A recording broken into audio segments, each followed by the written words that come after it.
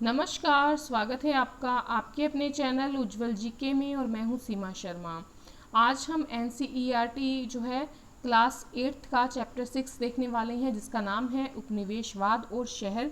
इससे पहले हम 6th और 7th के भूगोल के, राजनीतिक विज्ञान के और इतिहास के जो चैप्टर हैं वो पढ़ चुके हैं नोट्स के रूप में, और साथ ही साथ महत्वपूर्ण प्रश्न भी देख चुके हैं काफ़ी अध्याय के।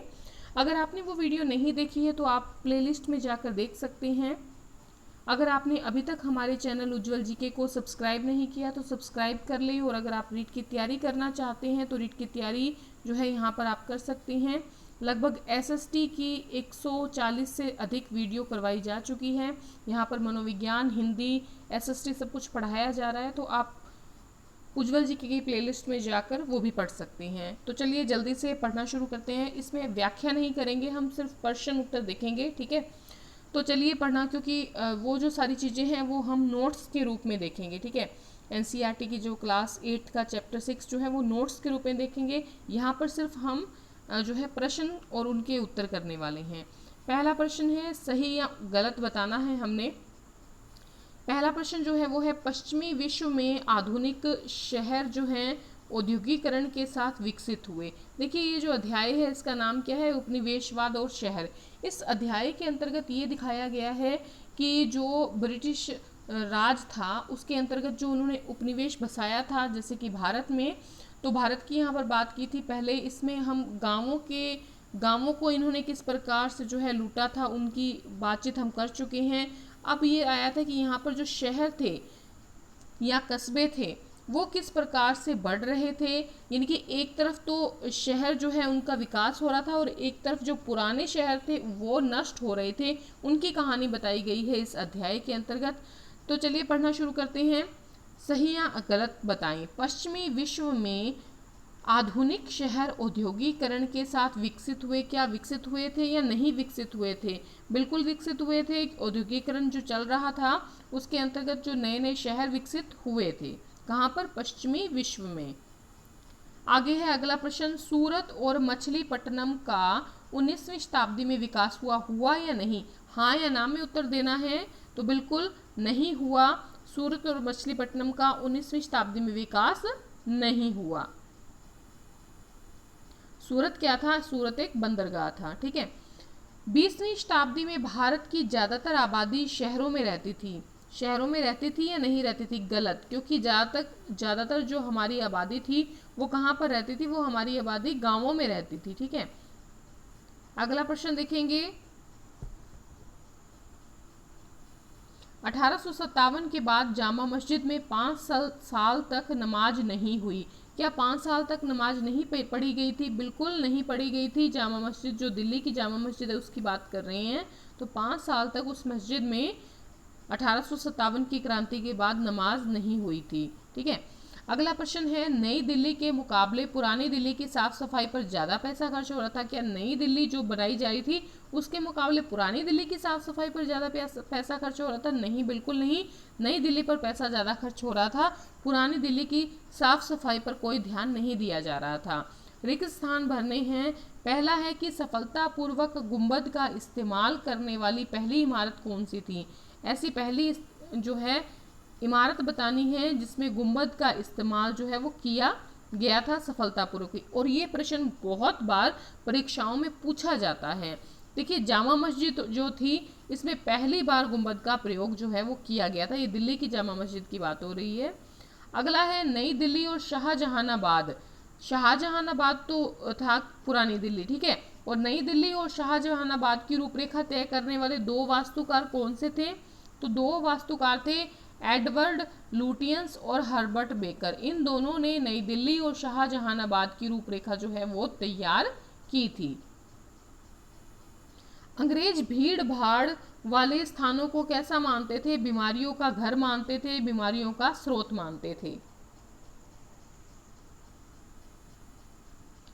रिक्तस्थान के नाम से 1888 में एक विस्तार योजना तैयार की गई थी। तो जो लोहार गेट सुधार योजना थी उसके नाम से 1888 में एक विस्तार योजना तैयार की गई थी। लोहार गेट सुधार योजना के नाम से 1888 में एक विस्तार योजना जो है वो तैयार की गई थी। अगला है नई दिल्ली और शाहजहानाबाद की नगर योजना में 3 फर्क बताने हैं कि जो नई दिल्ली थी और जो शाहजहानाबाद था जो कि शाहजहां ने बसाया था, इन दोनों की नगर योजना में फ़र्क क्या था। तो इनमें फ़र्क जो था वो ये था कि शाहजहानाबाद जो था, शाहजहानाबाद इसकी ये जो था ये दीवारों से घिरा हुआ शहर था, लेकिन जो नई दिल्ली था वो ऐसा बिल्कुल भी नहीं था। शाहजहानाबाद में भीड़ भाड़ वाले मोहल्ले थे, छोटी छोटी संकरी गलियां थी, लेकिन जो नई दिल्ली बनाई जा रही थी उसमें सीधी और चौड़ी गलियां थी जिनके दोनों तरफ क्या बने हुए थे, बंगले बने हुए थे। और उन बंगलों में रहता कौन था, उन बंगलों में अंग्रेज लोग रहा करते थे। ठीक है। नई दिल्ली में जल आपूर्ति तथा गंदगी आदि के निपटारे की अच्छी व्यवस्था थी। शाहजहानाबाद में इस तरह की कोई व्यवस्था नहीं थी, क्योंकि देखिए नई दिल्ली में अंग्रेज लोग रह रहे थे तो वहाँ पर जल आपूर्ति और जो गंदगी आदि की निपटारे की अच्छी व्यवस्था थी, क्योंकि वहाँ पर गोरे लोग रह रहे थे। ठीक है। लेकिन शाहजहानाबाद में इस प्रकार की कोई व्यवस्था नहीं थी। मद्रास जैसे शहरों के गोरे इलाकों में कौन लोग रहते थे? मद्रास जैसे शहरों के गोरे इलाकों में अंग्रेज लोग जो है वो रहा करते थे। विशहरीकरण का क्या मतलब होता है? विशहरीकरण, देखिए इस पाठ का जो मूल मंत्र है वो इस विशहरीकरण पर ही आधारित है, क्योंकि विशहरीकरण का अर्थ होता है कि जब देश के कुछ शहरों की तो जो वृद्धि है वो तीव्र गति से हो रही है, जबकि ठीक उसी समय कुछ जो उससे पहले विकसित हुए शहर थे वो क्या है, पिछड़ रहे हैं। विशहरीकरण का अर्थ क्या होता है कि जब देश के कुछ शहरों की तीव्र वृद्धि हो रही होती है और ठीक उसी समय पहले से विकसित कुछ शहर क्या हों, पिछड़ रहे हों, उसे कहते हैं विशहरीकरण। अगला है अंग्रेजों ने दिल्ली में ही विशाल दरबार क्यों लगाया? देखिए राजधानी कौन सी थी? कलकत्ता थी, तो दरबार उनको कलकत्ता में लगाना चाहिए था, दिल्ली में क्यों लगाया था जबकि दिल्ली राजधानी नहीं थी? तो इसके पीछे कुछ कारण थे। पहला कारण ये था कि अंग्रेजों को दिल्ली का सांकेतिक महत्व अच्छी तरह से पता था। क्यों? देखिए यहाँ पर शुरुआत से दिल्ली सल्तनत आई है। ठीक है। मुगल जो थे वो भी दिल्ली को ही उन्होंने राजधानी बनाया था। ठीक है। आगरा को बनाया था, लेकिन दिल्ली मेन रही थी उनकी राजधानी। और दिल्ली सल्तनत के टाइम में भी, दिल्ली सल्तनत के समय में भी क्या था, दिल्ली जो है वो उसका महत्व काफ़ी ज़्यादा था। और उसके बाद जो है इनको लगने लगा कि अगर हमने दिल्ली पर आधिपत्य स्थापित कर लिया तो क्या होगा, हमारा जो रोब है वो जो आम जनता है, जो मुगल हैं, उन पर प्रभाव पड़ेगा और मुगल जो सत्ता है उनका प्रभाव भी क्या हो जाएगा, कम हो जाएगा। इसीलिए वो सांकेतिक महत्व को अच्छी प्रकार से समझते थे। दूसरी बात की, अगर ये दिल्ली को अपनी राजधानी बना लेंगे तो मुगल बादशाह का महत्व जो है वो कम हो जाएगा। तो अंग्रेज मुगल बादशाह के महत्व को भी कम करना चाहते थे। उसके बाद अंग्रेज जो है वो दिल्ली को राजधानी बनाना चाहते थे, इसीलिए वो दिल्ली को सुधार रहे थे कि अगर नई दिल्ली बढ़िया तरीके से बना दी जाएगी तो कलकत्ता के स्थान पर जो है दिल्ली को राजधानी बना दिया जाएगा। ठीक है। आगे है पुरानी दिल्ली शहर ब्रिटिश शासन के तहत किस तरह बदलता गया? जो पुरानी दिल्ली शहर था उसमें क्या बदलाव आए? तो पहली बात तो ये कि जो लाल किले के आसपास का जो एरिया था उसको साफ करवा दिया गया, वहाँ पर जो मस्जिदें थी उनको नष्ट करवा दिया गया, जो मैदान थे, जो बाग थे, उनको कटाकर साफ करवा दिया गया। उसके बाद शहर का 1/3 हिस्सा जो है वो ढहा दिया गया। 1/3 हिस्सा जो है पुरानी दिल्ली का उसको ढहा दिया गया, साफ करवा दिया गया, ताकि वहाँ पर नई बिल्डिंगें, नई जो बंगले हैं, नई जो स्थापत्य वाली चीज़ें हैं वो बना दी जाएं अंग्रेजों के द्वारा। आगे देखिए 1870 के दशक में रेलवे की स्थापना और शहर के विस्तार के लिए शाहजहानाबाद की जो पश्चिमी दीवार थी उनको तोड़ दिया गया, क्योंकि देखिए शाहजहानाबाद जो था शाहजहां ने बनवाया था और 4 तरफ इसकी 4 दीवारी करवाई गई थी। अब इन्होंने क्या किया, जो पश्चिमी दीवार थी उसको क्या किया, हटा लिया। ठीक है। पश्चिमी दीवार को क्या कर दिया, हटा दिया, तोड़ दिया। नहरों को पाटकर, यानी कि उनमें मिट्टी भर दी गई, जो नहरें बनाई गई थी उनमें क्या कर दिया गया, मिट्टी भरकर उनको समतल बना दिया गया। तो ये चीज़ें ये चेंज किए थे उन्होंने, किसमें, उन्होंने ये पुराने शहर जो दिल्ली शहर था उसको चेंज करके ये सब किया था। आगे देखिए, विभाजन का दिल्ली के जीवन पर क्या असर पड़ा। अब कौन से विभाजन की बात कर रहे हैं, आप सब जानते हैं, जब 1947 में भारत आज़ाद होता है तो उस समय जो दिल्ली का जीवन था उस पर क्या प्रभाव पड़ा। तो एक तो दिल्ली जो है शरणार्थियों का शहर बन गया। वहाँ पर नए नए जो नगर हैं उनकी स्थापना हुई, जैसे कि लाजपत नगर हैं, तिलक नगर हैं, ऐसी बस्तियाँ बसने लग गई। दिल्ली की जनसंख्या में तेजी से बढ़ोतरी हुई और दिल्ली की जनसंख्या 5 लाख जो है उसको पार कर गई। दिल्ली के 2/3 जो मुसलमान थे, दिल्ली में बहुत ज़्यादा मुसलमान रहते थे, तो 2/3 जो मुसलमान थे वो कहाँ चले गए, पाकिस्तान में चले गए। और जिससे क्या हुआ, 44,000 मकान जो हैं वो खाली हो गए, जिस पर हिंदुओं ने क्या किया, कब्जा कर लिया, या सिखों ने कब्जा कर लिया, जो भी रहने के लिए आए वहाँ पर। ठीक है, पाकिस्तान जाने वाले ज़्यादातर मुसलमान कारीगर थे, छोटे मोटे व्यापारी थे, और कौन थे, मजदूर लोग थे। ठीक है, अब ये तो चले गए पाकिस्तान में। दिल्ली आए कौन लोग आए, तो ग्रामीण जो भूस्वामी थे, वकील जो थे, शिक्षक थे, व्यापारी थे, छोटे दुकानदार थे, ये लोग दिल्ली में आकर बस गए। विभाजन ने क्या किया, उनकी ज़िंदगी पूरी तरह से बदल दी, उनके बिजनेस जो थे, उनके व्यवसाय जो थे वो भी बदल दिए। अब हमने थोड़ी सी चर्चा दिल्ली शहर के बारे में करनी है, क्योंकि पूरा अध्याय दिल्ली पर ही ठहरा हुआ है। तो दिल्ली शहर के बारे में विस्तार से बताइए। सबसे पहली बात तो दिल्ली जो है इसको महाकाव्य महाभारत में इसका उल्लेख किया गया है। पांडवों की राजधानी बताया गया है इंद्रप्रस्थ को, जो कि दिल्ली है। ठीक है, आगे है 12वीं सदी जब थी तब पृथ्वीराज चौहान द्वितीय ने क्या किया था, दिल्ली को अपनी राजधानी बनाया था। 17वीं शताब्दी जब आती है तब तक 7 बार दिल्ली को बसाया गया और 7 बार ही दिल्ली को उजाड़ा गया। तो 17वीं शताब्दी तक दिल्ली 7 बार बसी और 7 बार ही उजड़ी। आगे है 1857 के पहले स्वतंत्रता संग्राम के बाद क्या हुआ, दिल्ली पर कब्जा कर लिया किसने, अंग्रेजों ने।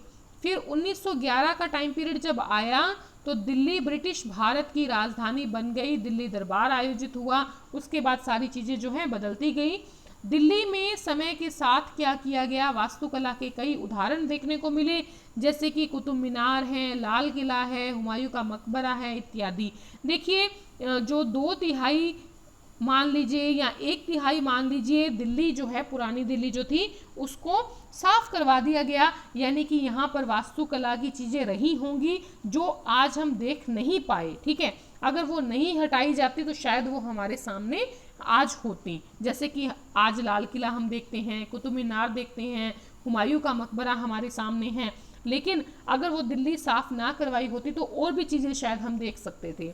फिर है जंतर मंतर, भारत की वैज्ञानिक विरासत का अनोखा उदाहरण है। इसका निर्माण किसने करवाया था, इसका निर्माण जो है सवाई राजा मानसिंह ने करवाया था। किसने करवाया था, सवाई राजा मानसिंह ने करवाया था, जो कि जयपुर के थे। इन्होंने भारत की वैज्ञानिक विरासत का अनोखा उदाहरण दिया है। जयपुर में भी इन्होंने बनाया था जंतर मंतर, ठीक है, जो कि हमें देखने को मिलता है। उसके अलावा 20वीं सदी जब आती है तब एडवर्ड लुटियंस नाम के एक अंग्रेज आते हैं और राष्ट्रपति भवन का डिज़ाइन तैयार करते हैं। ठीक है, कहाँ पर, दिल्ली में। संसद भवन का डिज़ाइन तैयार किया गया किसके द्वारा, हर्बर्ट बेकर के द्वारा। राष्ट्रपति भवन का डिज़ाइन किया तैयार एडवर्ड लुटियंस ने 20वीं शताब्दी में, और संसद भवन का डिज़ाइन तैयार किया हर्बर्ट बेकर ने। 1931 का जब टाइम पीरियड आता है तो कनॉट पैलेस नई दिल्ली का सबसे बड़ा जो वाणिज्यिक केंद्र है उसको बना दिया जाता है। जो कनॉट पैलेस है नई दिल्ली का उसे सबसे बड़ा वाणिज्यिक केंद्र बना दिया गया 1931 में। अब अपने शहर या अपने कस्बे या अपने गांव जहां पर भी आप लोग रहते हैं वहां पर कम से कम 10 व्यवसाय तो होंगे ही, तो उनकी सूची बनाइए और पता लगाइए कि ये व्यवसाय कब से चले आ रहे हैं और इनमें बदलाव क्या हुए हैं।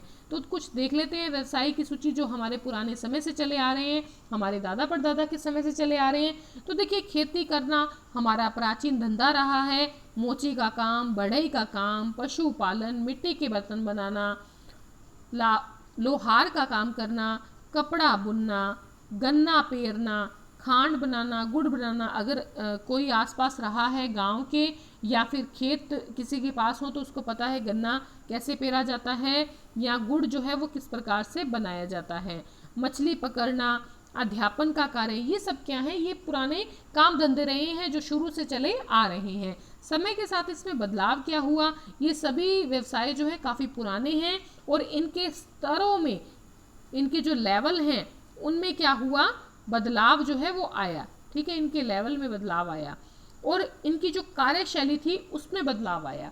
जो भी ये काम कर रहे थे उन काम करने के तरीकों में चेंज आया है। तो इस प्रकार से ये जो अध्याय था इसकी समरी हमने देख ली है इसके शॉर्ट क्वेश्चंस के रूप में। ठीक है, और इनको हम नोट्स के रूप में भी देखेंगे, आप चिंता मत करिएगा, लेकिन पहले हम प्रश्न उत्तर देख लेते हैं। ठीक है, आशा है अगर आपको वीडियो पसंद आई है तो प्लीज़ अपने मित्रों में शेयर करें। धन्यवाद।